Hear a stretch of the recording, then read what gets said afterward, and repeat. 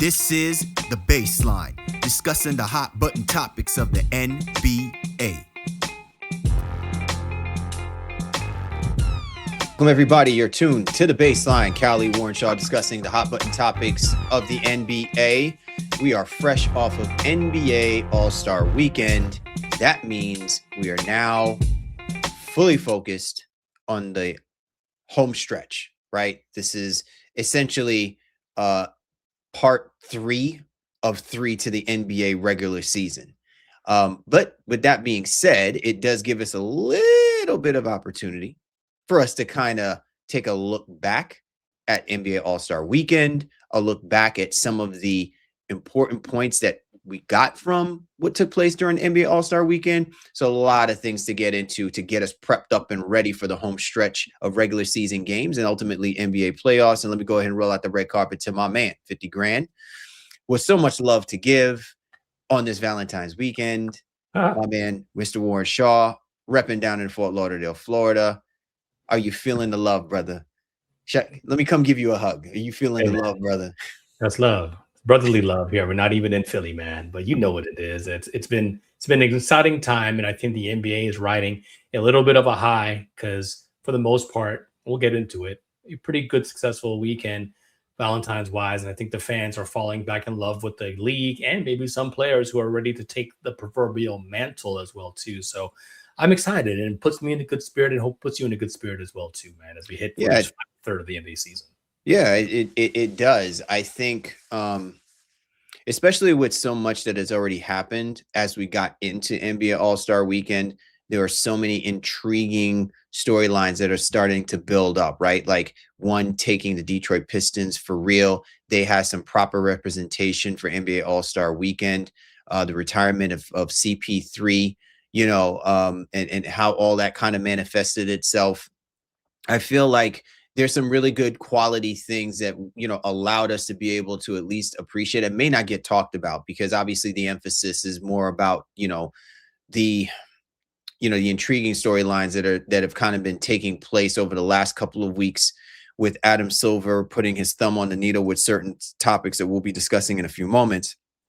And then ultimately NBA All-Star Weekend, which, has been the topic of conversation over the last couple of years about whether or not it still holds its entertainment value, and did it live up to the billing, especially with the transition now of Peacock, NBC, and Amazon now taking over in the media space for televising NBA games, and also ultimately helping provide the presentation and production for NBA All-Star Weekend under their helm, right? Like, so there's a lot of things that I'm sure we will love to be able to get into.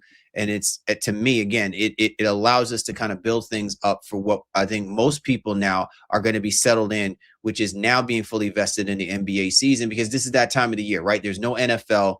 MLB has yet to have started. NHL is right around the corner with their playoff push. And then obviously, this is that year for the Winter Olympics. But I think a lot of the focus and attention has been on the excitement of the youth movement of the NBA, and especially the competitive nature of which the Eastern and Western conferences have been playing themselves out. So I think this is really good momentum for the NBA. But again, it also highlights some important things that we'll be discussing regarding where they are after NBA All-Star Weekend and where they're going to be looking to moving forward.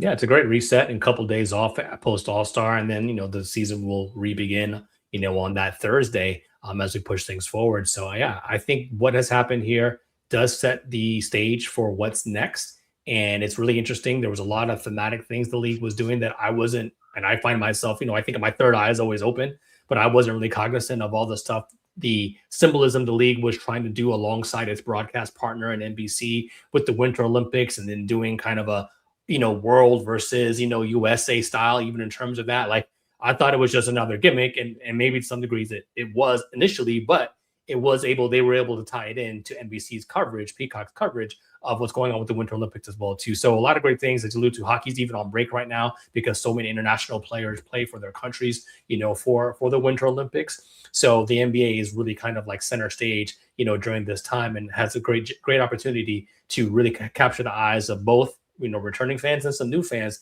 with the way they displayed themselves out in LA this weekend. Absolutely. So we've got a really jam-packed episode here. A lot of topics that we're going to be getting into. We'll be discussing Adam Silver's press conference over NBA All-Star Weekend.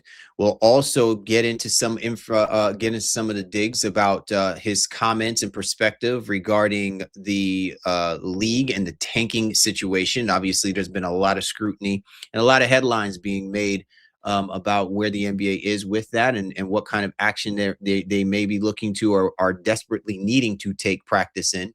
We'll also be talking about the countdown to expansion, right? There's been a lot of conversations over the last couple of years of whether or not the NBA is looking to expand the number of teams that should be professionally participating in this league in and of itself.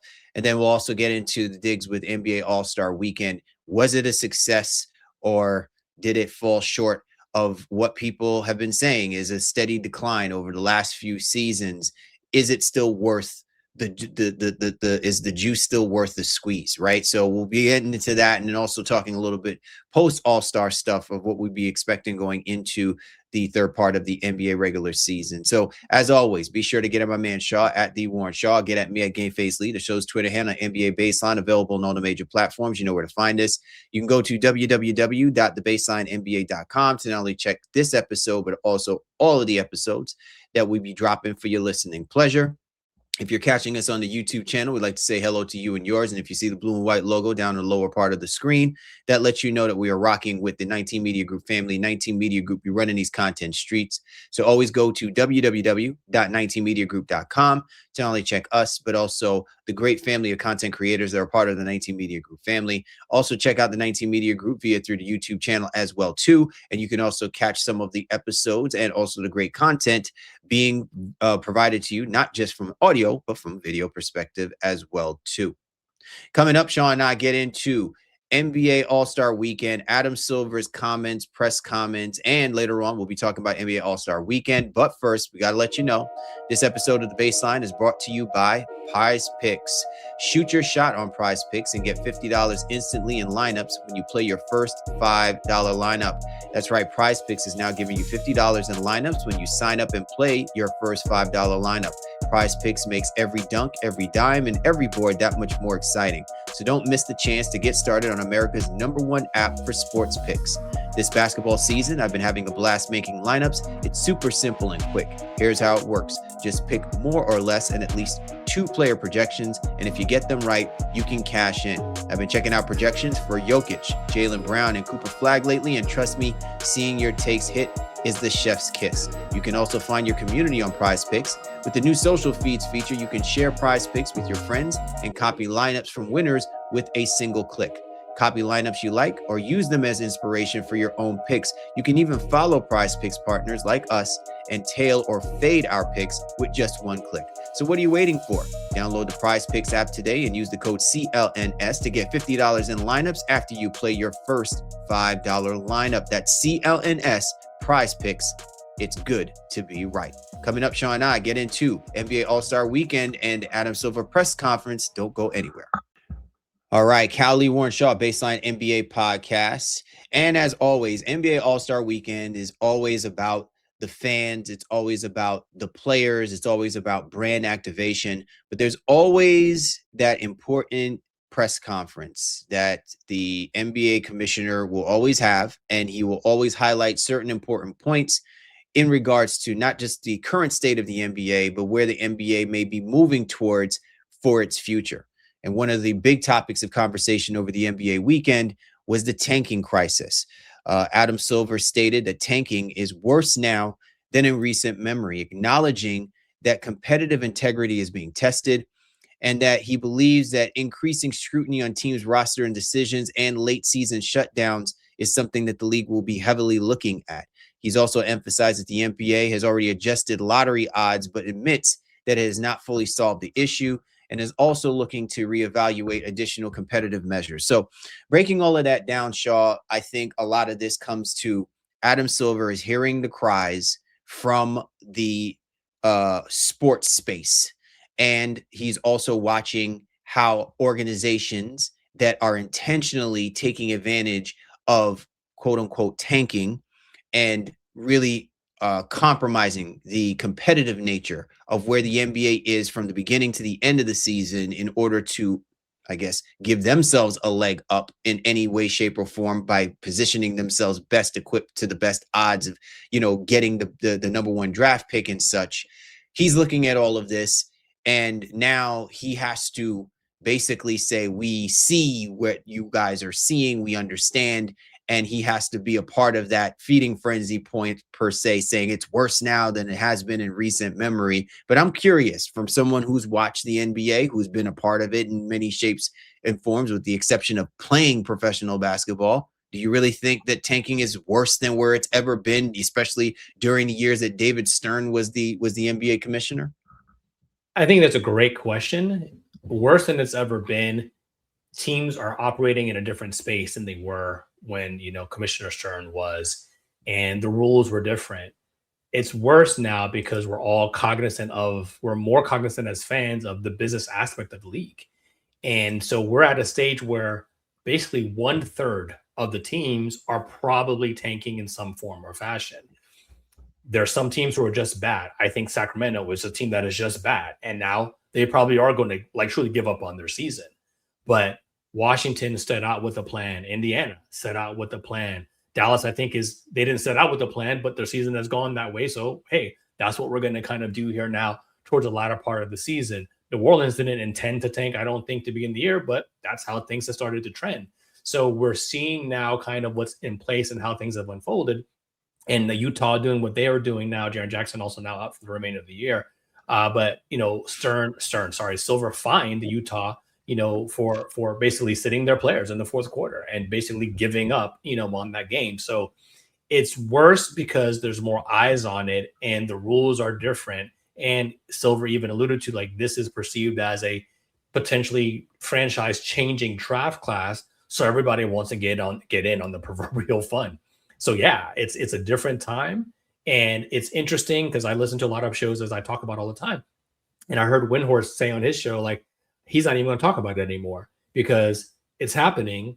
It's a business decision that's smart from a business decision because it puts you in position to try to make your team better because you don't want to continually be in the middle. That's the worst place to be. It's kind of like the NBA purgatory.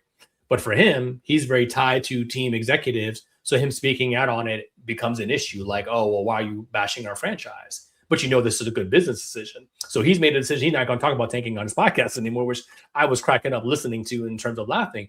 We don't have those same issues per se, but I think we understand the duality of it, right? Yes, more teams are doing it.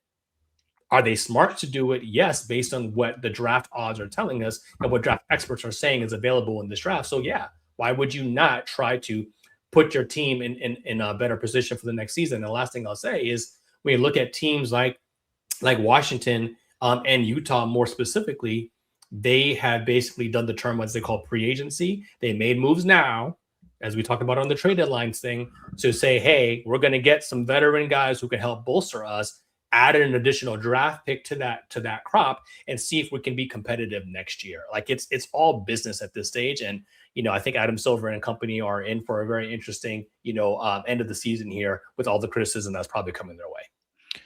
Yeah, to me, I think you knew that this was going to come. You knew that, you would rue the day that the NBA opened its arms to, and I'm not only specifically pointing to this. I think there are many factors that have led us to this particular point. And part of that is when you're not shoring up one end of of how this has to be interpreted to balance out what your intentions were in doing it, it becomes very lopsided. It becomes, very one-sided in how this is being perceived. So an example of this is now that you are opening up the NBA to sports gambling, and you see how an injury, you see how when a team, whether it's the head coach, whoever, releases the roster and intentionally pulls a player before the game even begins, and how that moves the line Sure. on a night like that, where you're expecting people to come out and see a competitive basketball game. Now you start scrutinizing and questioning, was it done intentionally? Was it done to protect the player, or was it done to protect the franchise? Right? Like, all of these things now are kind of rearing its ugly head. And I think one of the things that you alluded to is that now it puts us in a position of, how much do we trust in the process of what teams are actually doing, if it's for the greater good, not just for the organization, but the greater good for the shield, for the brand, for the game. You see what I'm saying? And Sure. so that means they're going to have to realign their priorities about what they're expecting these organizations and what they're supposed to be doing in order to facilitate and put together a competitive basketball team. The funny part about all of this is, Shaw, is that it's not going to change anything, right? I think part of that, and listen, I think that the media should take some responsibility for this as well too. That was the red herring when everything else could have been discussed, when there are other things that you could have brought to the light and Mhm. be at the forefront in speaking into what makes the game good. All of this emphasis about tanking because a team did something that they were supposed to be doing to begin with, regardless of, this is why, because then if that's the case, then yeah, you go back to when David Stern was the commissioner. He just had a heavier hand. He had a heavier say on what the owners were doing and not supposed to be doing. And so it didn't give us a reason for us to have to criticize or chastise or scrutinize anything, because you knew what this was going to lead to. Now, because it's a free for all, any little thing, we now highlight and put emphasis on the fact that it's all about tanking. These teams are Sure. tanking. And that's the unfortunate circumstance about this. It's to me, it's nothing new to what I know teams are doing. The one thing I will say though is that it does make me wonder about, at what point do we start revisiting this conversation about the value of the draft? Because I think that's what this is. If the focus is about these guys doing this because they're trying to get in on the draft, okay, then take the draft out of the conversation. That in and of itself should be something part and parcel, right? But if everything is leaning towards what these organizations are doing intentionally to protect themselves, I can't fault them for doing that if they recognize that these teams that they're putting together, wasn't it like a year ago, the Dallas Mavericks didn't even have enough players on a roster a couple of nights to be able to play. Like, we don't want to be at that stage. We shouldn't even Sure. be at that point, and that should never be reported. Well, and then there's a lot to unpack, I think, in that, and I don't want to have, a too more robust conversation on this specific topic. But with as many teams that are involved in here right now, there's a lot that's going on. Media does have a role to play, because I think if certain teams weren't playing this smart, then they'd be criticizing the league. The league kind of cannibalizes itself in a lot of ways from a media perspective.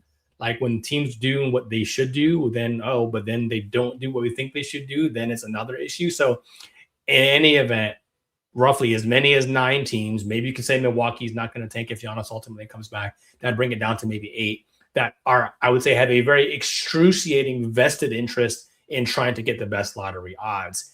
And, Silver is going to be watching closely. I think more fines are ultimately to come. But at the end of the day, it's a slap on the wrist, I think, for some of these teams. If they say, hey, we're going to be able to get Bonsa or one of the boozers or whoever else, to kind of come for our roster, we'll pay the $250,000, the $500,000 fine, because it's a drop in the bucket for what that player can mean for us long term.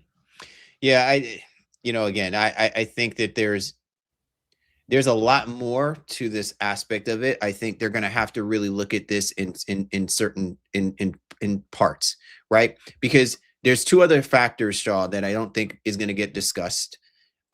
One is, even if you address this as like, to me, punishing teams is not really the way to go about doing this, right? Because you should have been punishing the Philadelphia 76ers back when Scott Hinkie was intentionally doing it, and he told you he was doing it, and you really didn't do anything about it. And look how long it's been. And think about it. Has the Philadelphia 76ers really ever thrived? Have they succeeded? Did the plan actually work? Not necessarily. One could argue that it got him to a certain point, but it lacked in fully being executed the way it needed to. And Scott Hinkie is no longer there to see it through, right?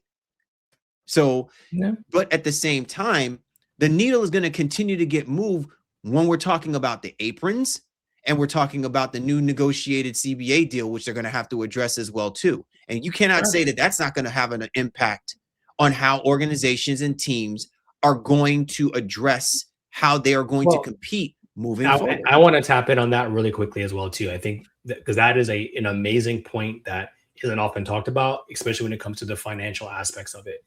It's not even it's just as much about tanking as it is about getting cheaper level talent onto your rosters. If you can get somebody who's going to hit the zenith, not necessarily the zenith of their powers, but be an accelerant in year 2 or year 3, then have that rookie scale controlled in the era of the second apron where guys are making $50 and $60 million.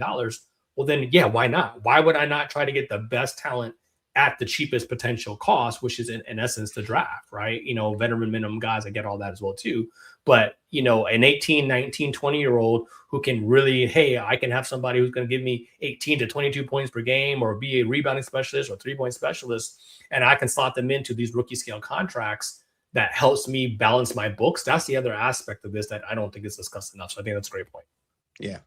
All right. So obviously we're going to have to shelve that because I'm sure we are going to revisit this conversation. And I think what would be great too is being able maybe to get someone on who I think is kind of honing in on that aspect of it as well too. Not to drudge up or call controversy, but to help enlighten a little bit to help enlighten people more. Because the one thing that I fear about this all at the end of it, Shaw, and I don't even think Adam Silver did himself any justice by addressing it the way that he did in his press conferences again. And this was a conversation we've had with other people before. I think it was when we had Kevin Pelton on. Yeah. I don't like when people lump in certain actions and acts as a mechanism to justify the trigger word that's out there.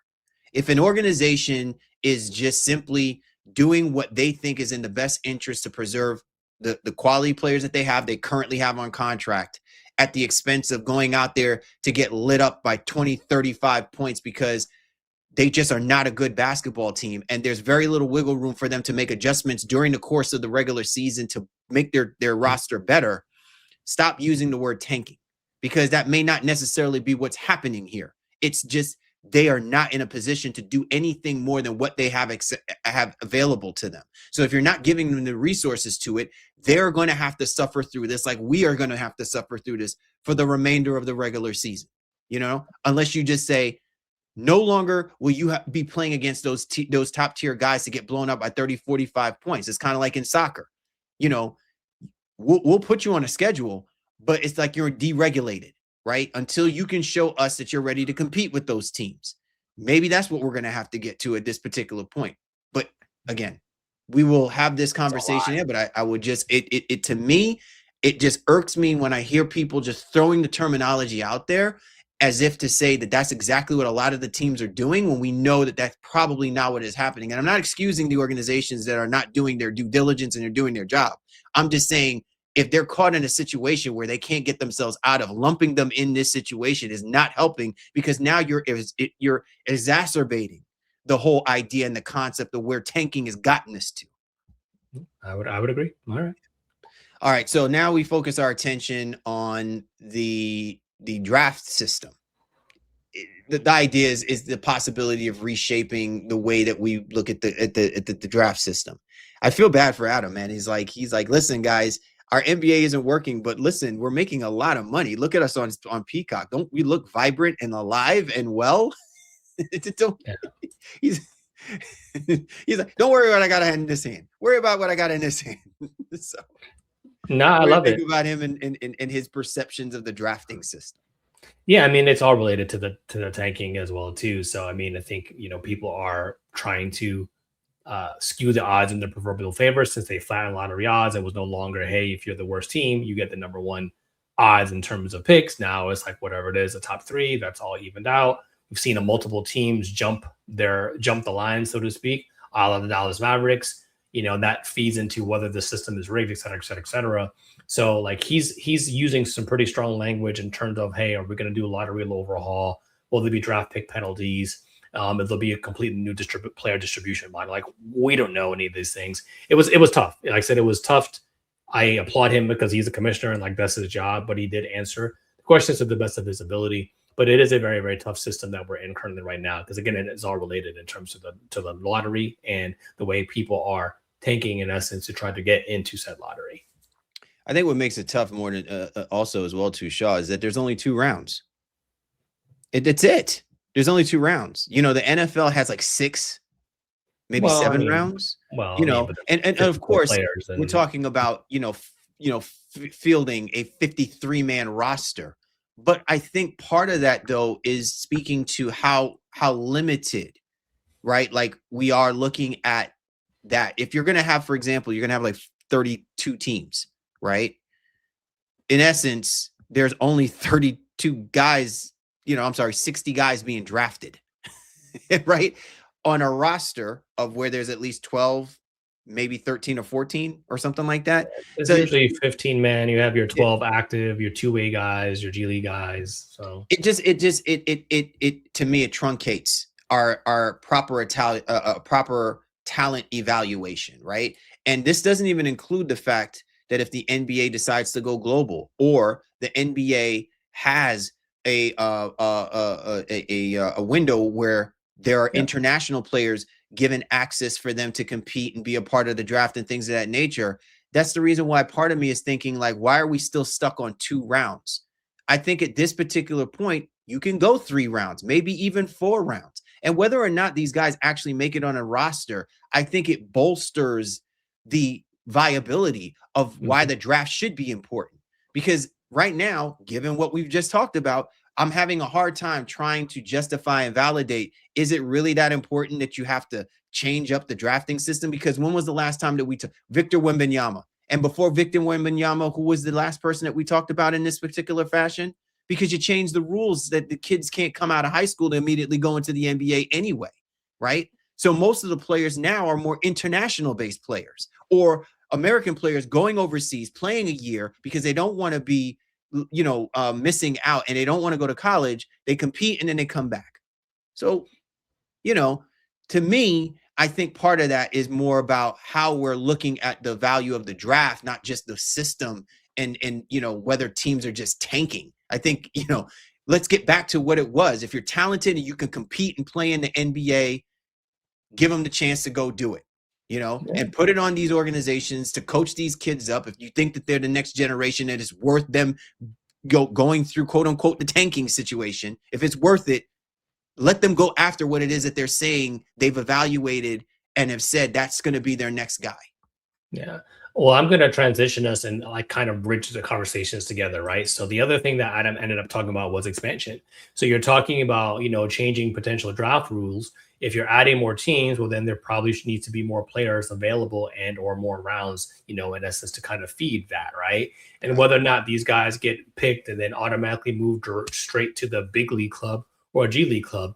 But expansion is not only discussing the notion of what's happening here domestically, right? There's the expansion that Adam is talking about doing over in Europe and saying, hey, they need to accelerate the process because the infrastructure in Europe is growing. The fans have interest, and he doesn't want to be late to the party. So it was interesting from my lens from that, because he kind of said something like, almost like, what we do initially will not be the finished product.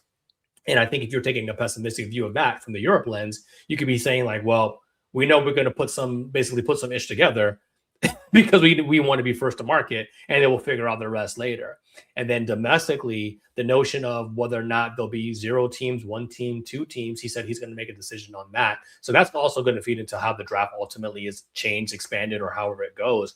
But, I'm trying to figure out, is it really just a done deal, right? Is it Las Vegas, Seattle that are going to be the teams that are going to be the expansion domestically? Adam said there will be no relocation.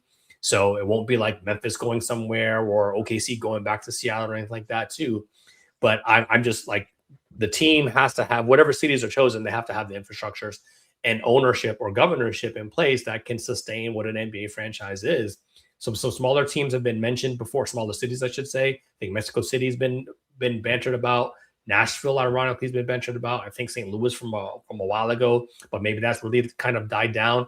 Coming back to Vancouver has been thought about as well too. But it seems like Seattle and Las Vegas are almost foregone conclusions here for the league. Your thoughts quickly on that in terms of that expansion conversation, and whether those are the two cities that just make the most sense right now. I think if you're going to expand, but say Seattle and Las Vegas, I don't want to see another team in Las Vegas.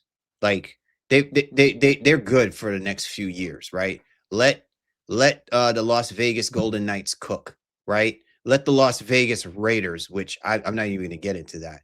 Let that cook, all right? If you're doing it because you're trying to strike while the iron is hot, who am I to argue with it? I just don't like it, right? Because you just don't want if this team that gets put together struggles to be able to compete, they become an afterthought, which I think is a negative for long-term decision making. I think your best bet is Seattle because everybody and anybody knows the Seattle Supersonics should have never been relocated. Seattle should have never lost a team. And the moment that it got lost, they should have done everything in their power to reestablish or replenish Seattle being back in the NBA picture, because Seattle has always been a part of the history of great NBA, not teams, but franchises. And by losing that, you can clearly see the after effects. This is the reason why Adam Silver is hesitant to even, it's why he says relocation is off the table. We don't want that kind of nonsense that like the NFL had to deal with when they packed up the Indianapolis Colts and sent them over to Baltimore. They don't want all of that, especially with the Cleveland Browns. They don't want all of that.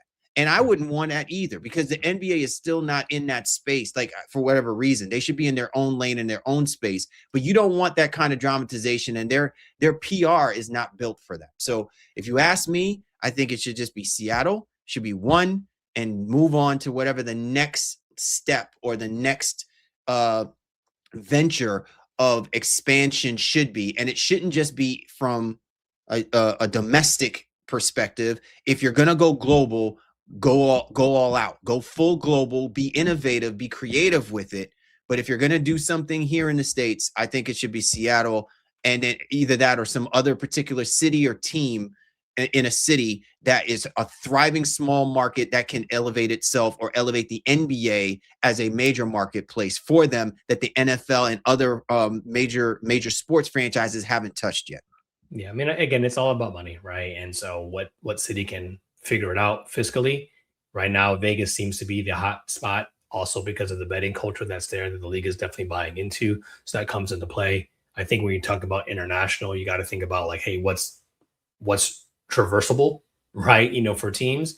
So hence Vancouver could come back into this, going into Canada, or like I said, going into Mexico and giving them their first NBA team. I think it's interesting because I'm not much has ever talked about Hawaii, but I guess it's too far away. It's obviously not an international market per se, but is it another city and, a state rather, that could utilize the physical infrastructure of what a team and league could potentially bring? But again, the flight might just be too difficult to traverse on a regular basis for what the league is ultimately trying to do. But Vancouver is also pretty far away too. So I think that's part of the reasons why that team ended up folding, and moving into Memphis. So anyway, yeah, we'll see what ends up happening, man. But I'm excited to see what decisions come out. I think the Board of Governors meeting is sometime in March, Adam said, and then they'll be coming out with some information on what they think the next steps are going to be in terms of expansion.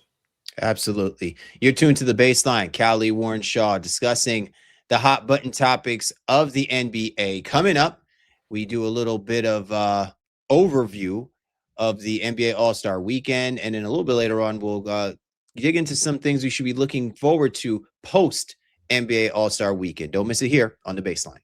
You've earned this. Now it's time to embark on your own personal adventure. Book your vacation with Exquisite Travel and Tours today.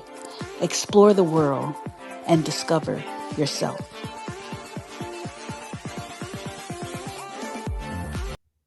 We're back. Callie Warren Shaw, Baseline NBA podcast. NBA All-Star Weekend has just been completed. And let's just not even mince words, man.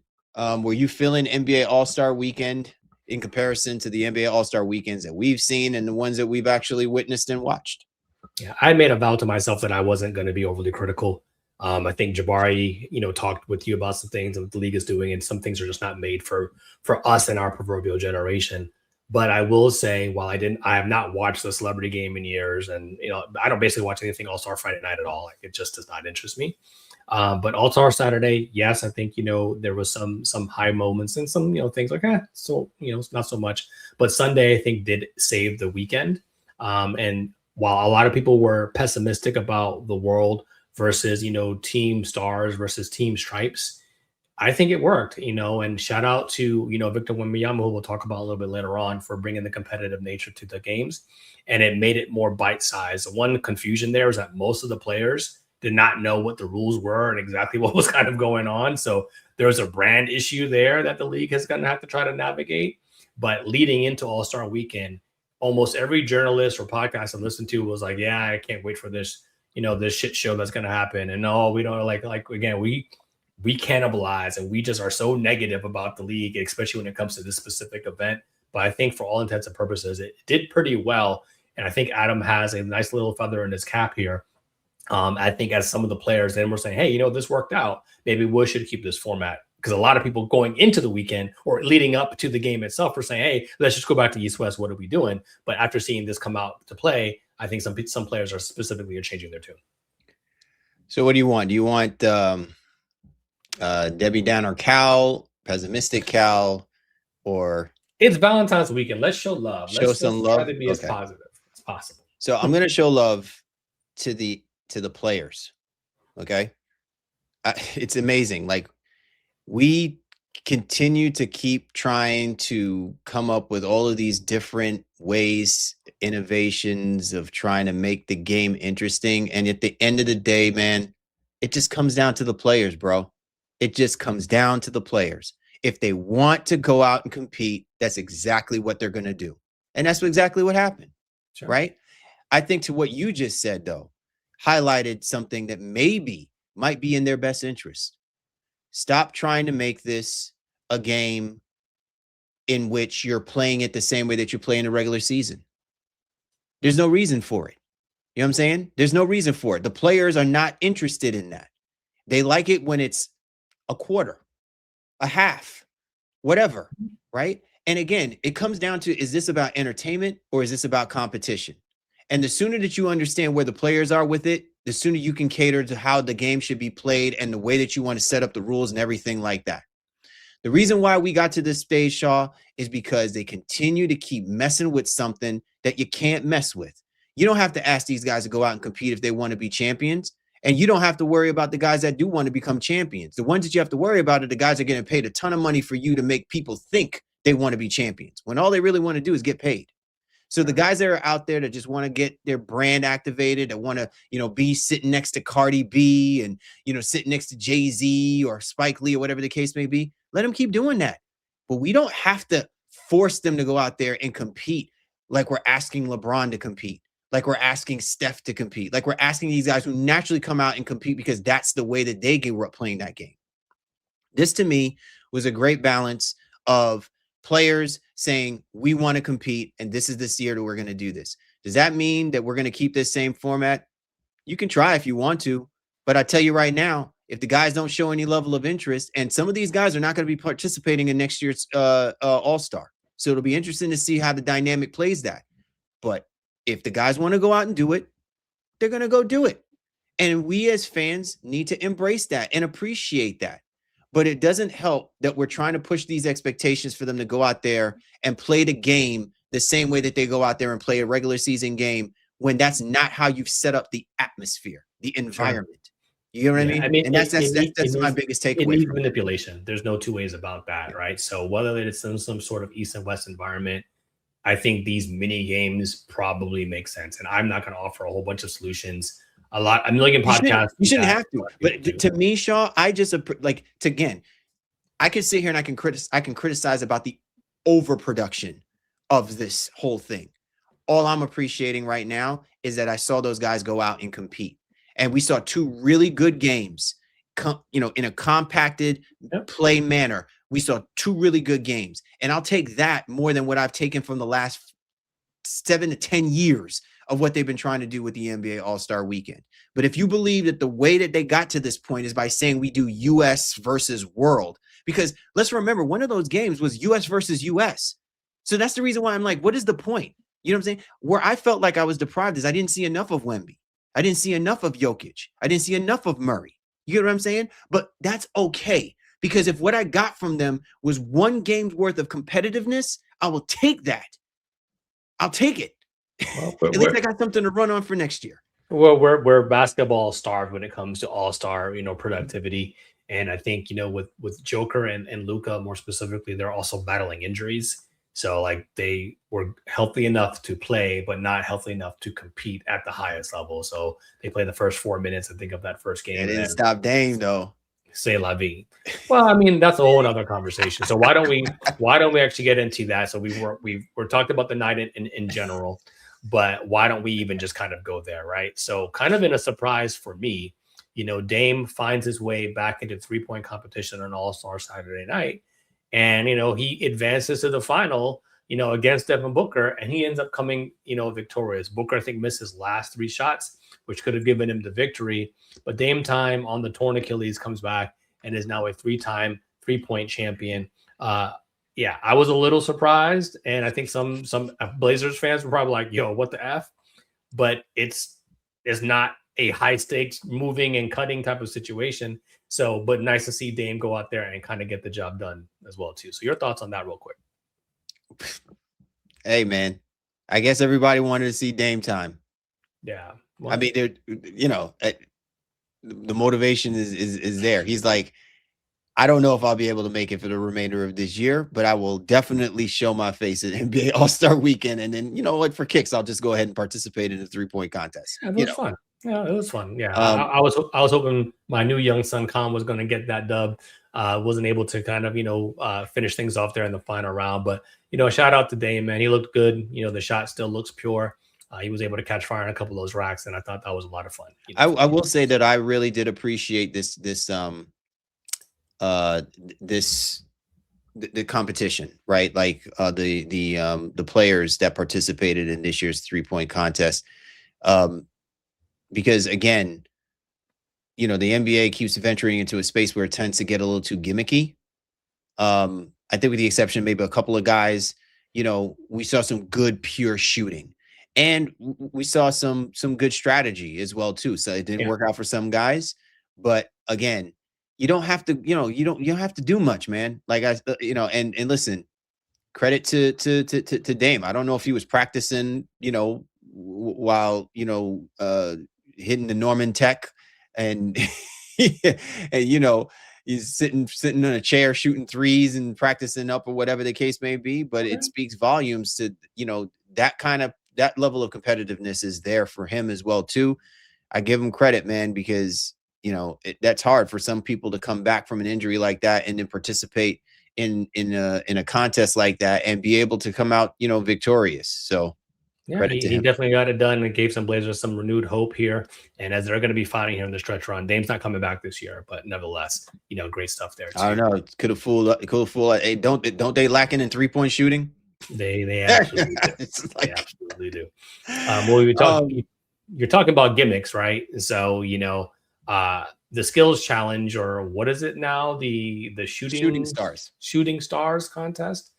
Little lackluster for me, but again, I'm not going to be a Debbie Downer. The team Knicks ends up getting that situated.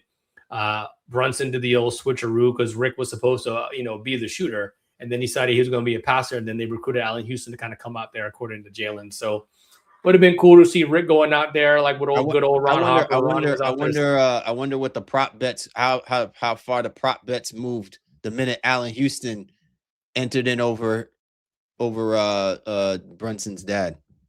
Yeah, come on, man. Hey, it is what it is. Jalen selling out his dad heavy, but it was a fun. So not quite sure why that was a second competition. Usually that leads things off in the 3-point and then to the dunk, but they let off the 3.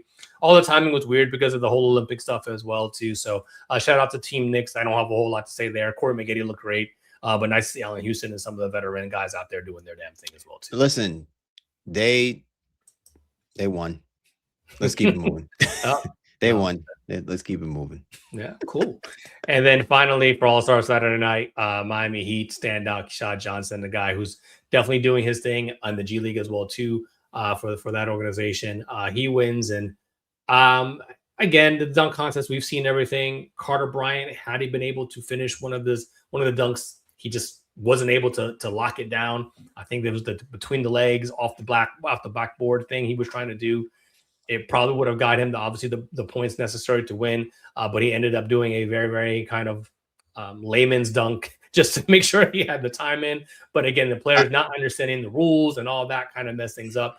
Not taking anything away from Kashad because he was immensely grateful. Also seemed to be an immense man of God as well too. So kept praising the Lord for the blessings bestowed upon him and his family. So it was nice to see. Why are you doing that, man? Like, I'm just saying, I think it's nice, nice young man. Yeah, I was impressed by his morals and his upbringing. So shout out to KJ, man, getting the dunk contest win. And what is again another kind of underwhelming dunk contest, but he is a dunk contest champion. It was underwhelming because no one knew who these guys were.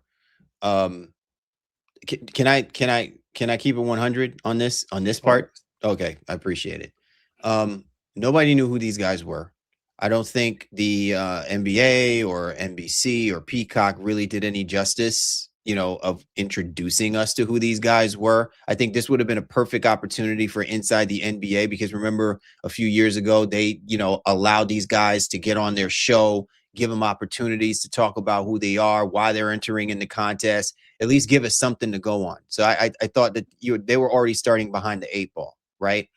The fact that Mac McClung was not participating in this dunk contest, like to me, is farcical, right? He won it, but yet he's not participating in it. Like that's nonsense. That's his choice. That's his choice. The NBA invited him. But then again, that's the NBA's own undoing to that, right? Because any and everyone who's participating in the dunk contest knows that you're coming back and that people should have an opportunity to take the title from you, not you conceding to it because you don't want to do it, right? And part of that is because of the way that the NBA is essentially screwed him over, with the times of him jostling back and forth between the pros and the G League. Fair. But that's neither here nor there, Shaw. The underlying thing that I think really sticks out to me is while Johnson won the dunk contest, because for the most part, the dunks were clean, right? But they were not overwhelmingly great. You know what I'm saying? In comparison to, even if you were mimicking some of the dunks that the greats did, they didn't exactly do them the way that the greats did them. And they didn't take it to any other particular level. The dunk contest was a clean contest up until Carter didn't finish his second dunk. And had he finished the dunk, he could have just done a regular dunk and he probably would have won because he had 50s on his first dunk, right, in the finals. He could have just get it done. But I applaud him for him trying to stay with the plan of what it was that he was trying to do as his second dunk. Yeah. Here's my thing. You want to know what they need to do at this point now, Shaw? Start throwing analytics into the mix. Start using numbers and metrics to elevate and accentuate the difficulty and the imagination and the impact that these dunks actually are supposed to have. Like how hard he's coming down on the rim, if he hangs on the rim for a second or so, elevation at the height of the dunk and things of that nature. Start building up because you keep trotting out Julius Erving. You keep trotting out former dunk champions. These guys don't care about that. They don't speak to it. But the people that are speaking to it, that the NBA is trying to tap into to get to buy into the dunk contest, are the people that use the metrics and use all of these analytics and things. And they don't do that for the dunk contest for whatever the reason. And I'm just like, why?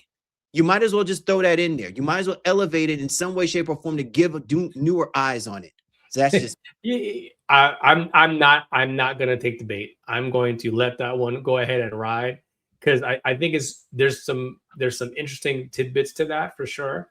But I think with dunk contests and analytics, that's not something that most people would put together in general. But I will say, to your point, the thing about the dunk contest is the dunks always look better in slow motion.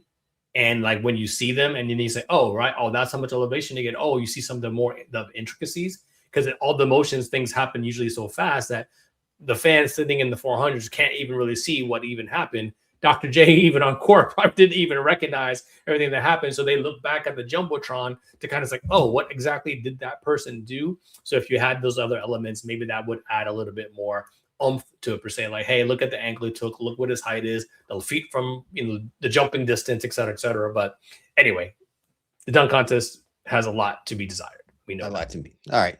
So either way, though, I just want to get Shaw on a scale of 1 to 10. What do you think the success of NBA All-Star Weekend was to you? it served as a reminder for me. So I actually, I want to shout out Kawhi and Victor Wembanyama for their competitiveness, specifically on Sunday. Kawhi in the Intuit Dome really did his damn thing in that second game, specifically. Same thing, scoring 31 of the 48 points, for his team. And Wemby just bringing the noise pretty much the entirety and the competition that allowed Anthony Edwards to do what he needed to do, in essence, to end up capturing the All-Star MVP. So for me, the weekend itself was probably like a 7, but I expected it to be a 4. And so for me, it is a win for the league. And if we get competitive basketball in this competition for years to come, like you said, that remains to be seen. But I had very, very low expectations. And I think for what my expectations were, they exceeded it. I know that's not saying a lot, but I think it was a solid 7. And, those who were crapping on it in advance, probably maybe they're still unhappy. But I think the league did the best it possibly could with the scenario that we had at hand. And so I'm going to give it a 7. All right, I'm going to give it a 6.5. My only concern about this, again, and it just really depends on where the NBA is going with this. If this is about, the guys feeling invigorated and competing again, then I think the NBA may have found something, and we'll see if it carries itself over into next year. I don't think the situation with the Winter Olympics helped out the NBA whatsoever, because I think the time shift in them televising the games and everything like that, I think really hindered them. I'm not saying that they should be prime time, but I'm saying that I think people got lost into rooting for their countries and Team USA and watching the Winter Olympics, and it almost made the NBA All-Star Weekend feel like an afterthought, which is disappointing, because they really could have used a lot of that hype that is being given towards the Winter Olympics towards seeing what people are clamoring for the last couple of years, which is to see competitive basketball being played over NBA All-Star Weekend, right? So now they give it to them. And listen, I don't know if you were watching, but man, it did not feel as vibrant up until we got to that point, which was, I mean, that NBA got to be careful. There's a lot to be desired. I mean, I was even at dinner with the wife, and I was like, oh, snap, the All-Star Saturday night starting already? It was like 5 o'clock. So, understanding that, especially being an East Coaster, you used to not starting until 7 or 8, and to know that it was like I got home and a lot of stuff was almost done. So I did a lot of rewatching on some of it. But yeah, I think the league partners have had a role to play in this, unfortunately, or fortunately, depending. But they tried to tie the theme in, as I said in the beginning of the show, with it being an Olympic time, hence the world versus US thing and all of that. So gimmicky, maybe. Did it fall on his face? I don't think it did. But was it as clean as everybody wanted to? Probably not. Yeah. So competitiveness, I'll give it a 7-8. Production, I give it somewhere like around a 5, maybe, and then maybe that's the reason why I'm landing somewhere around 6.5. There's more room for opportunity. And again, this is the first year. So hopefully moving forward, there's better collaboration and there's an emphasis on not overproducing and over manufacturing stuff that I think should naturally take its own course. Yep. You're tuned to The Baseline. Callie Warrenshaw discussing the hot button topics of the NBA. Coming up, Sean and I will quickly discuss about certain things you should be looking for post NBA All-Star Weekend as we head down to the final stretch of the regular season. Don't miss it here. Shaw Baseline NBA podcast. Time to talk about a couple of storylines that we need to focus our attention to during the final stretch of the regular season games and before we get into the playoffs. And so, one of the things obviously stand out is the big move that the Cleveland Cavaliers made in getting James Harden. And I think you pose a pretty interesting question, Shaw. Will James Harden's trade to the Cavaliers change the East? Yeah, it's interesting because I think odds makers are projecting Cavs now as the best odds on team to come out of the East. I think a lot of general managers may still think the Knicks are still the best team, but they're a little Jekyll and Hyde. And then we have another team to talk about kind of after this to see if they get a person back. Well, what does that change? But on paper, and we all know how the Cavs have looked on paper, yeah, I get it. They could be favored to come out of the East. I understand why the odds makers have shifted in this direction, because you get a veteran guy, a playmaking guy, a guy who is, again, not a great defender, but not an Olade type defender like how he used to be, and the musings of Atkinson on the sidelines. And this is a team that should have all the pieces it can and needs to get out of the Eastern Conference, in addition to the additions of Dennis Schroeder and Keon Ellis as well. They look good. They look the part. Donovan Mitchell is having a phenomenal season, and he is a phenomenal talent. The Cavs could very well be the team to beat the Eastern Conference. Are they the team to beat the Eastern Conference? I'm still not convinced. I got to see it in the playoffs, but I know they have all the tools in essence to do it. I just don't know why everybody is just like completely glossing over the Pistons. I'm not saying you are. And I don't know why people are glossing over the New York Knicks. Not that I don't think that people should have their doubts about the New York Knicks, but I'm hard pressed to buy into that the way that the Cleveland Cavaliers are structured at this moment in time, that they're able to best both of those teams in the 7-game series. I just don't. Listen, if you're doubling down on them being this offensively proficient, okay, I get it. But they're going to have to do that, and they're going to have to do that for 7 games. And I just don't know if they are able to sustain that with teams that are built to disrupt that quote unquote offensive flow that we're fawning over right now. So it'll be interesting to see. And again, I love how that, the odds makers like to leapfrog these damn teams. The same odds makers that never gave the Seattle Seahawks and the New England Patriots a chance in hell to make it to the damn Super Bowl. And what kind of Super Bowl matchup did we get this year? Okay. So interesting to say the least. All right. Next topic, Shaw. Is Jason Tatum's return to the Celtics the right move? Yeah, I've been on record from the beginning of the season. I didn't think he should come back, but Celtics sit second here in the Eastern Conference. Jaylen Brown is an MVP candidate, and I think a lot of this depends on what are we expecting, or what do the Celtics expect from Jason Tatum? Is he going to go to his 34-minute a night load, so to speak, by the end of the year? We know that there's going to be minutes restrictions, won't be back-to-backs, assuming he comes back here within the next 2 to 3 weeks. But what does that look like? I think he should probably be on a minutes restriction the entirety of the time, like maybe 18 minutes probably at best. And is he a starter? Is he coming off the bench? What does that do to the flow of the team? A lot of Tatum's value is not just in his ability to score, but it's in his ability to defend and to rebound and to play create. So are we going to be able to see glimpses of those things that don't kind of disrupt what the Celtics have kind of going on? I think it's very risky. Modern medicine has taken drastic steps forward, and Tatum is going to be, it seems like, the first player to really try to come back from something this devastating, this fast. And I hope it works out for him. I hope he's not taking a chance on his career here. But I think a lot of it is just what workload do the Celtics think and expect Tatum to take on here. That will be a lot of the determining factor, I think, for me as we push the regular season forward. I hope it works out for him as well, too. I would not want it. I don't care who you are, what you are.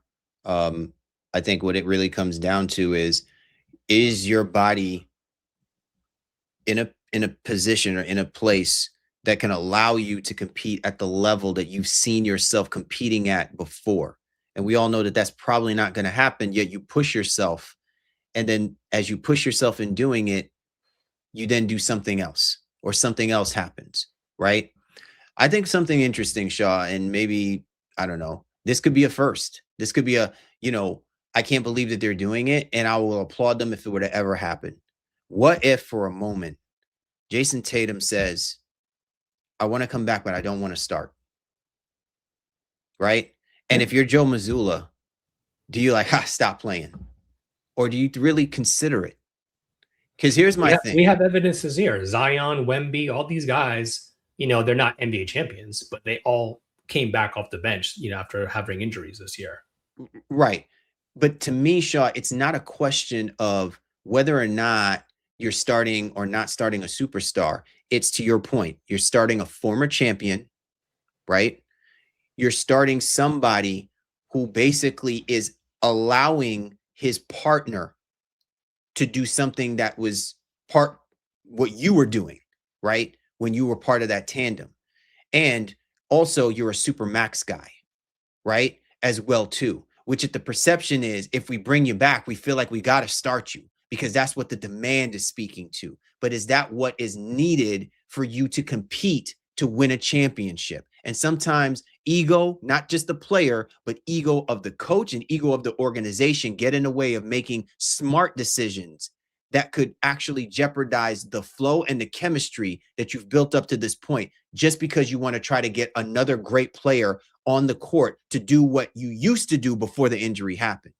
So that's me. I hope if he comes back, he's someone coming off the bench. I think this team has gotten it together. They're going to be as good as they're going to possibly be. But if Tatum wants to elevate them, I don't know if elevating him is by injecting him into the starting rotation to do what Jason Tatum did prior to the injury, because that's not what's going to help the Celtics compete against these better teams in the East. Yeah, I think whatever it is, there needs to be a minute restriction. Coming off the bench would make a lot of sense, because then he's going against, not the starting level competition for the most part, if that would be the case. So it gives him some opportunities to ease his way back into it. This is a great test, I think, for Mazzulla, even Stevens in the front office. This is a longer conversation as well, too, because the Celtics also have a history of maybe not always thinking about the player's best interest. I don't think they're going to play with Jason Tatum's future here. But if you go back to the Isaiah Thomas days, even like Gordon Hayward and him coming back and not looking as right as he was and kind of forcing him into the lineup, force feeding him minutes, I think, at that time, like, there's a lot of things that give me some pause here with this. And I just hope Tatum and the Celtics are going to get this right. All right. Who will win Tankathon 2026? Yeah, I think right now, looking at the lay of the land, Sacramento has got to be first up, and they weren't even trying. They weren't trying. They're just terrible. But you see DeMar Rosen slamming water bottles now before the thing. I would be surprised if Sabonis actually comes back based on the injuries that he's had all season. Levine has been in and out of the lineup as well. There was talks that maybe they'll just buy out Westbrook. Like, I think Sacramento is in such disarray that I just don't see a way for them to not be the worst team in the league this year, while Washington and New Orleans and Brooklyn will probably give them proverbial runs for their money. Brooklyn has the least amount of talent, and that's, I'm not trying to be dismissive anyway, but they're the least amount of known guys, I think, of the teams that we're talking about.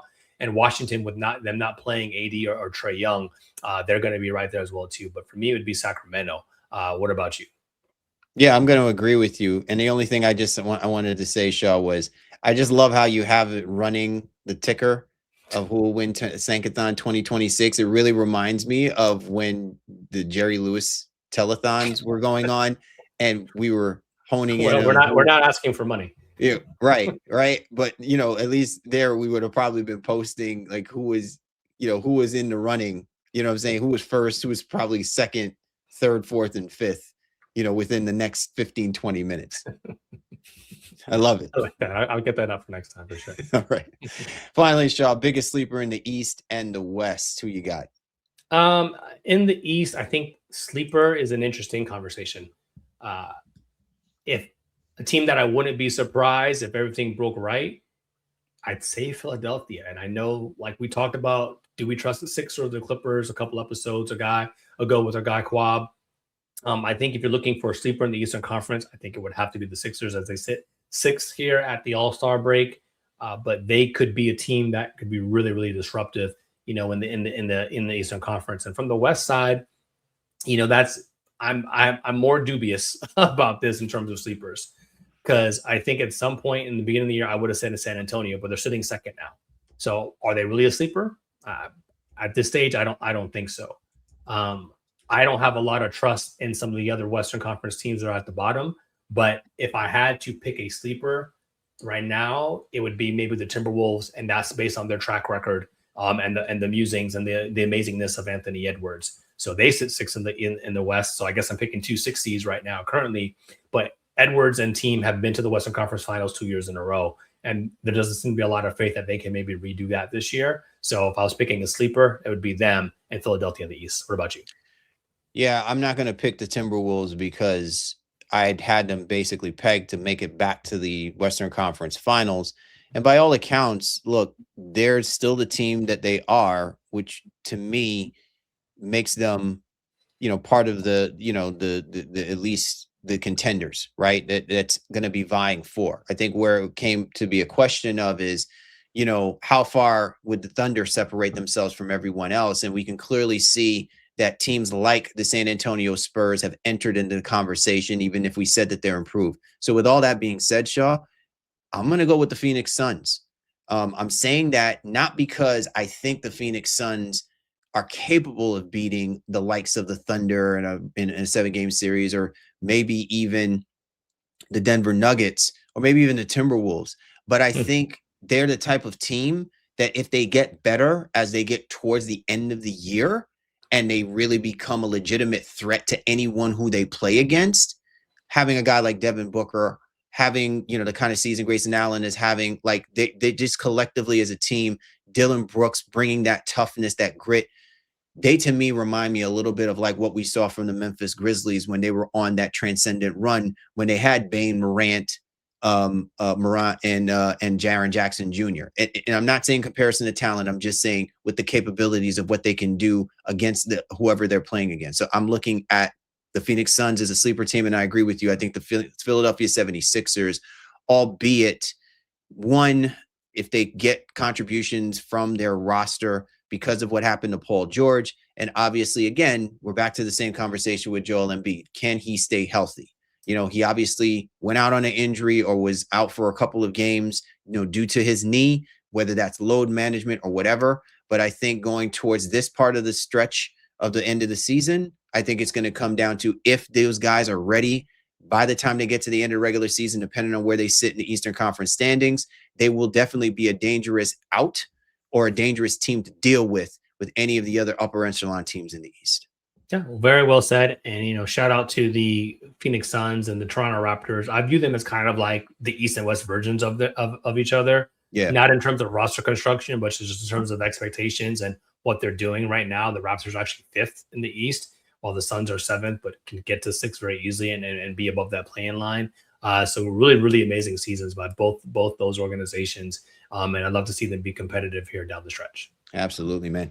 Great show. So much stuff that we got into, man, but glad we were able to all, fit it in and have great conversations with where the NBA is, how things have transcended itself as far as where they want to be and where their expectations are. And I think all, signs are pointing towards another exciting stretch of games to be played before we get to the playoffs. And then obviously we got to dig in. And then before you know it, we got to start autopsying teams. Albeit though, with Tankathon 2026, some teams are happily doing that service for us. I didn't realize that Autopsy has a self-serve, section for teams that are, just ready to get it going on. You know what I'm saying? We can probably begin a little early and knock them out the way. So why don't what did our man Stringer Bell say? Yo, I want you to go put the word out. We back up. We back up. Yeah, I think the mathematics might already be in place here for a couple of teams, or we're coming very, very close to that opportunity. We'll start seeing X's on their names in the standings. So, I think we are probably closer than I realized to that with a couple of these rosters. But exciting show, man. Can't wait to get to the second half of this. Make sure you catch us on a couple of other platforms. We're going to be doing some great things over the next few weeks. Our guy on Millions, we're going to be doing a show with them. Our guy Uriah Young as well too, NBA Now and Then as well too. So Baseline, not only here on the 19 Media Group platform, but a couple other platforms as well too, inviting us out there. So check us out. Absolutely. Once again, we'd like to thank you and yours for hopping on board with us for the Baseline. Callie, Warren Shaw, we appreciate you guys. We do. And we'll catch up with you next time.